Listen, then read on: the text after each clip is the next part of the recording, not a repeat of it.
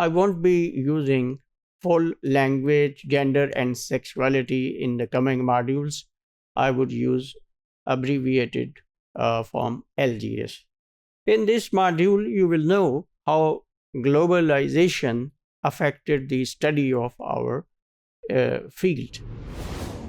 Capitalism, I have introduced these things. It was an economic system in which every individual had a right to own private property.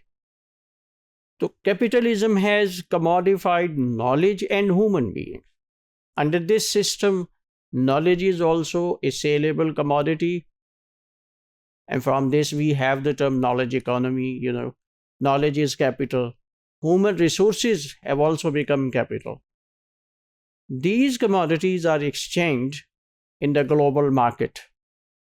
So language adds value to these commodities, knowledge and human resources.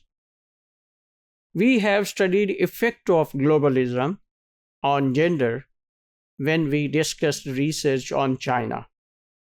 Women with foreign language skills were preferred by multinational companies who started their businesses in China.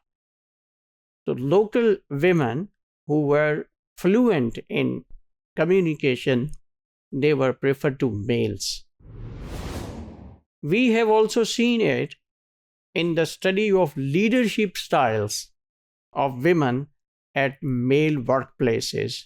When we discuss leadership styles of women at workplaces and at home, so we discuss this point over there.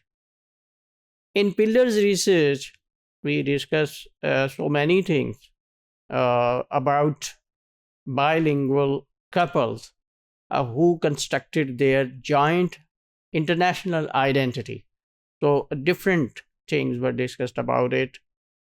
So in her research, we talked about intercultural identity of bilingual couples. Bilingual couples prefer international identity to their national identity. So they prefer transnational identity beyond their national identity. The effect of globalism was also seen in case of women's business, in Islamic banking, and in their business of veils and other things like that, which are considered Islamic symbols in Muslim countries. So their entry in this business is also an indication of globalism. So we conclude from this module that LGS continued growing with global changes. Globalization can be seen in different dimensions of our field of study.